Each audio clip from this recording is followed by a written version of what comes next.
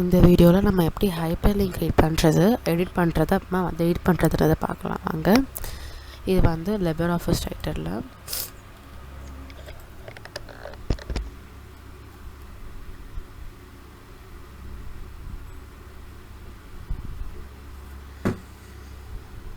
So first வந்து ஒரு spreadsheet open பண்ணிக்கோங்க.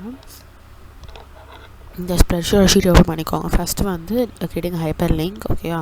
ஸோ ஃபஸ்ட்டு ஒரு ஸ்ப்ரெட்ஷீட் ஓப்பன் பண்ணிக்கோங்க. எந்த செல்லில் நீங்கள் வந்து ஹைப்பர் லிங்க் கிரியேட் பண்ண விரும்புகிறீங்களோ அந்த செல்லை வந்து கிளிக் பண்ணிக்கோங்க. இப்படி இப்போ இன்சர்ட் போயிட்டு ஹைப்பர் லிங்க் போங்க. Hyper link dialog box open ஆகும். இதில் வந்து டாக்குமெண்ட் இருந்த அந்த டேப்பில் பார்த்துன்னு இருக்கும் பார்த்தீங்களா, பக்கத்தில் அந்த ஃபோல்டர்ன்றதை ஓப்பன் ஃபைல்னு கிளிக் பண்ணுங்கள். கிளிக் பண்ணிவிட்டு நீங்கள் எங்கே உங்களோட டிசைரான ஹைப்பர் லிங்க் ஸ்டோர் பண்ணியிருக்கீங்க, எந்த ஃபோல்டர் ஓப்பன் பண்ணியிருக்கீங்களோ அதை போய் நீங்கள் ப்ரௌஸ் பண்ணுங்கள். இப்போ நான் வந்து கிளாஸ் 10 ஃபார் எக்ஸாம்பிள் எடுத்துக்கிறேன். இப்போ வந்து கிளாஸ் எடுத்துகிட்டு ஓப்பன் கொடுங்க. இப்போ அந்த பாத் வந்து உங்களுக்கு இங்கே வந்துடும். உங்களுக்கு வந்து அந்த பாத் வந்து இதில் டைப் ஆகிடும். ஆல்ரெடி உங்களுக்கு வேணும்னா நீங்களே மேனுவலாக கீபோர்டில் டைப் பண்ணலாம், பிரச்சனை இல்லை. நெக்ஸ்ட்டு வந்து ஃபார்ம் கேட்டிருப்பாங்க. டெக்ஸ்ட்டை பட்டனை கிளிக் பண்ணலாம். நீங்கள் பட்டனை கிளிக் பண்ணலாம், டெக்ஸ்ட்டை கிளிக் பண்ணலாம்.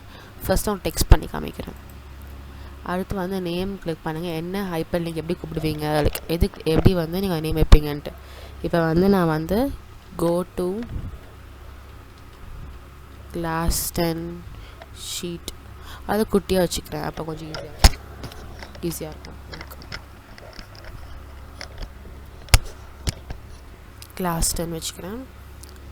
இப்போ வந்து அப்ளை கொடுத்துட்டு ஓகே கொடுத்துருங்க. அதான் வந்துடும். இப்போ வந்து நம்ம கிளிக் பண்ண ஒரு வந்துடும்.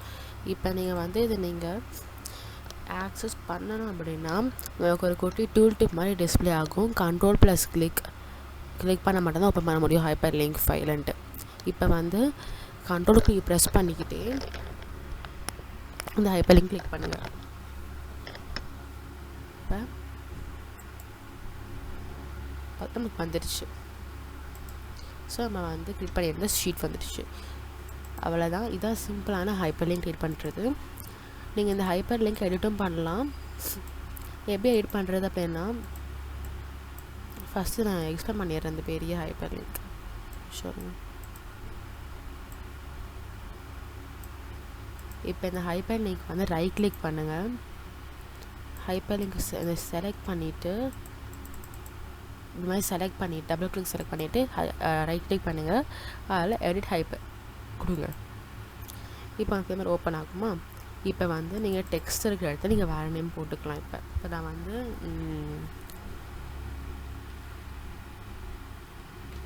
ப்ராக்டிக்கல் ஐடின்னு போட்டுக்கிறேன். கிளிக் பண்ணிவிட்டு ஓகே அப்ளை கொடுத்துட்டு ஓகே கொடுங்க. இப்போ ப்ராக்டிக்கல் ஐடி சேஞ்ச் ஆகிடுச்சு. ஸோ நம்ம வந்து அந்த நேம் எடிட் பண்ணிட்டோம். இப்போ நீங்கள் அதே மாதிரி ரைட் கிளிக் பண்ணிவிட்டு எடிட் ஹைப்பர் லிங்க் கொடுத்துட்டிங்க.